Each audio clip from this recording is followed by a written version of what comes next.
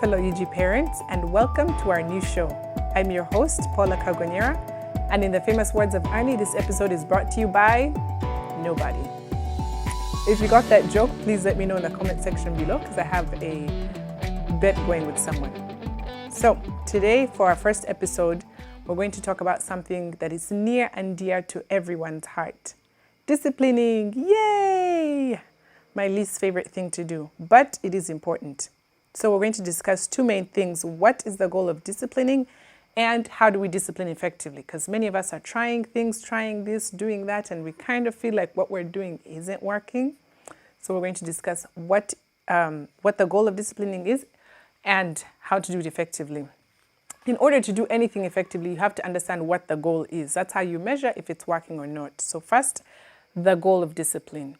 The goal of disciplining is not to change a child's natural bend, is not to change, like, let's say, an enthusiastic, outgoing child into a quiet, meek, subdued child, or the other way around. It's not to change a child's personality.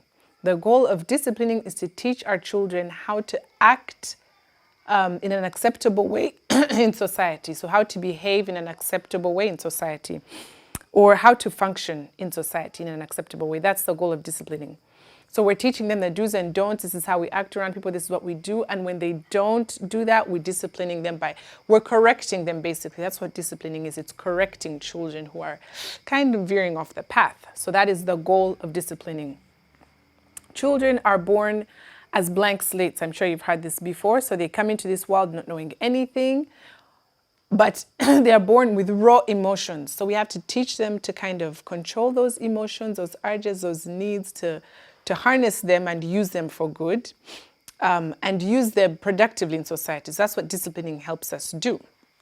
Now, every culture and society is different, but there are sort of general rules of kindness, of compassion, of respect that we have to teach our children. And disciplining helps us instill these rules into our children so that they can function in any society. How we show these might differ. Like, in some cultures you show respect by kneeling or by bowing, or, how we show them might differ. But the general principle of respecting others, respecting your elders, is something that we have to teach our children. Now, that's the reason why we discipline, or the goal of disciplining. Again, it is not to change your child's personality. Do not use disciplining tools as a way to change your child's personality. It won't be effective. It will frustrate your child, and they'll just grow up resenting you. So that's the goal of disciplining. Now, part 2, how to effectively discipline our children. Now, I wish I had a simple answer for you. I wish I had like a simple do this, do that checklist. I love checklists of how to, and then everything will work out perfect and your kids will be perfect and they'll be disciplined. But unfortunately, life doesn't work that way. Human beings don't function that way. We are complicated, complex beings. So how to effectively discipline your children depends on a couple of things. 1, your parenting style, your personality as a parent, and 2, your child's temperament, and then their age. The disciplining techniques that you use for a 2-year-old are not the same techniques you're going to be using for an 18-year-old. The disciplining techniques that work for a rambunctious, outgoing, jumping off the walls child are not the same techniques that are going to be working for a more subdued, meek, or like quiet, introverted child. So you have to know your child's temperament, take into consideration their age, and then your parenting style. Because if things don't come naturally to you, or if they don't feel comfortable, you're not going to do them over and over again. And the thing about discipline is that you must be consistent. You must be consistent. It is the bane of our existence as parents, but you must be consistent. So there are 3 main parenting styles. I said one of the things that you have to understand about yourself in order to discipline effectively is your parenting style. So there are 3 main parenting styles. Authoritarian, which is the my way or the highway type of parenting, I'm sure a lot of us are familiar with such parents. We might have had one or maybe both in the home. If you did have both, yikes. But yeah, I'm sure one of them was an authoritarian. Do this, do that because I said so. I don't need to explain myself. Second type of parenting style is permissive. That, do what you will, get away with anything. The ones that are always saying that, oh, that one their child has them wrapped around their finger. Those are the permissive parents. The third one is what we should all strive to be, is the authoritative. Authoritative is different from authoritarian, because authoritative is you've established a healthy authority in your child's life. So they know that you're the parent. They respect you as a parent, as the head, the head of the house or whatever. And then you respect them as an individual too, as a child. You're not a tyrant. You're not a lord over them. You're not there to squash them. So you care for them. You love them and you respect them, but there's a healthy boundary. We're not like best friends. You know that I'm your parent, but I'm also not a tyrant, someone to fear that you can't come to. So that's authoritative. That's where we should all aim to be. And that's where discipline works the best, if we have that healthy relationship, or we're in healthy authority over our kids. Now, mental health experts agree. I love research. If you've watched any of my previous videos or read any of the blogs or whatever, I love research. I love everything that the experts have to say, because I feel like if I know what the experts have to say, I have a fighting chance of, having the best kids out there. Isn't that our goal? Anyway, so mental health experts agree that there are about 4 acceptable or healthy disciplining techniques. One is rewarding. And I'll give, brief details about each of them. 1 is rewarding. 2 is taking away privileges. The 3rd one is timeouts. And the 4th one is consequences. Now, note that spanking is not one of the acceptable or healthy disciplining techniques. According to mental health experts, spanking actually breeds resentment. It teaches kids violence. And just in the long run, it has negative effects on the kids. So a lot of us grew up, being spanked, and we turned out okay. So we use that to justify spanking our kids. And it's a hot button issue. I don't want to get into it right now, but I'm just going to give you what the mental health experts have been saying, and that's what they say is not to spank. Now, personally, do I spank my children? I'll be honest, every once in a while I do. But I couple it with all these other disciplining techniques, and I do a lot of explaining around, why they're getting the spanking, so they understand. And then I don't spank when I'm angry or out of anger. I think that's when it can lead into child abuse. But anyway, that's just my personal opinion, so don't, run with it. You do what's best for your family. Back to the ones that the experts recommend. Rewarding good behavior. So this is simple. Catch them doing good, reward them for it. See them doing something good, praise them for it. The point of this is to focus on the good and not so much the bad. So in rewarding good behavior, in this disciplining technique, you take the focus off of the bad.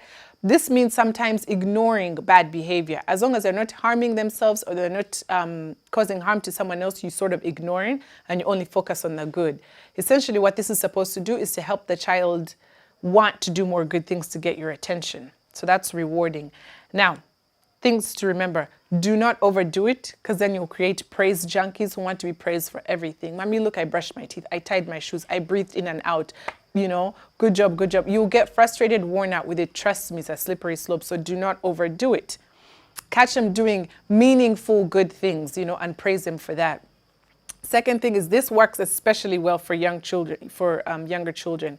I think as they grow older, and they learn responsibility, they learn, to pull their weight around the house, it's kind of meaningless for you to be praising them. Oh, good job making your bed today, to a 16-year-old. They'll be like duh, So it works especially well in younger children. The second one is taking away privileges. This works really well with tweens and teenagers. So those of you who are struggling with 12, 13-year-olds, 14-year-olds, taking away privileges, best way to get their attention. Let me tell you something. If it's not food, clothing, or shelter, everything else that you are giving these kids is a privilege. They don't have to have it. They don't have to have the TV, the video games. They don't have to see their friends. They don't have to go out. They don't have to. Everything that you are giving them that is not food, clothing, or shelter is a privilege. And they must know that they have to earn these privileges. You don't just dole them out because they simply exist. You don't just exist and people give you things. No, they have to earn these privileges. So You outline consequences ahead of time when using this. So if you don't do the chores that I've outlined for you, you're not going to get to watch TV. You're not going to get to play your video games, or I'll take that laptop away from you for a week, or I'll take the iPad, whatever it is. You follow through, be consistent, and don't give in to tantrums. They will complain, whine, whatever. Don't give in to tantrums. And second thing or the last thing to remember with this is that it must happen immediately. So immediately following whatever it is they've done that's wrong. Because if you wait like hours to discipline them after, they might not connect. Like, now I'm losing these privileges for what? What have I done now? But so the consequence has to follow the bad action immediately. All right, I'm running out of time. Last one is time. No, this is the third one, timeouts. Timeouts work especially well with younger children, but you have to make sure the child knows exactly what they did before you put them in a timeout. You put them in a timeout, they don't know what they did. They're like, Mommy just doesn't want to see me, or they hate me, or whatever. So you have to make sure I'm putting you in a timeout because you did A, B, C, D, because you threw a toy, because you refused to share, because you did whatever. Make sure they know exactly why they're in a timeout. Choose a boring but safe place. If they have tons of toys in their room, it makes no sense to put someone in timeout when they have toys that they can play with. Or, for older kids, you send them to their room and they have their iPads, their laptops, their phones, their whatever with them. You're doing them a favor. So make sure the place is void of any entertainment, but it's also safe. The recommendation is 1 minute per year of age. So if you have a 5-year-old, 5 minutes timeout, a 3-year-old, 3 minutes timeout, like that, 1 minute per year of age. Again, you must know your child's temperament. This is why it's important to know your child's temperament before applying any of these techniques. If you have an introverted child who likes to be by themselves, giving a timeout might be sort of a reward to them. It might not be effective. So you might need to rethink and use another technique. If you have an outgoing, people person type, timeouts really grab their attention and they're like, okay, now I'm really being punished. So you have to know your child's temperament. Last one is consequences. Consequences is pretty self-explanatory. You let the natural consequences play out. So if they're banging their toy, on the table, and you keep telling them, stop doing that, it's going to break, stop doing that, it's going to break, just stop talking and let the toy break. When they start crying, you say that's what happens when you play rough with your toys. If there are no natural consequences, you might need to instill logical consequences. So if you don't pick up your toys after playing with them, you don't get to play with them for the whole week, things like that. And then you just let the consequences play out. So they learn that in life, every action has a consequence. So those are the 4 basic disciplining techniques that mental health experts recommend. I hope this has been informative for you. I hope it has been insightful. If you have any questions, any comments, any whatever you'd like me to discuss, please let me know in the comment section below. I am doing my best to get this information out to you because information is power is knowledge, or information is key, or something like that. But anyways, let me know what you would like me to talk about next, whatever you're dealing with. The videos are just highlights. As I say, go check out the website, ugparenting.com. We discuss these in detail. I have links to all the websites with the research and everything. You can send me an email at info@ugparenting. I believe that's the website, info@ugparenting. You can find us on Instagram, on YouTube, on Twitter, all the social media, wherever you'd like to reach us at ugparenting. Hit us up and let us know. Thank you so much for joining us today, and we'll see you next time.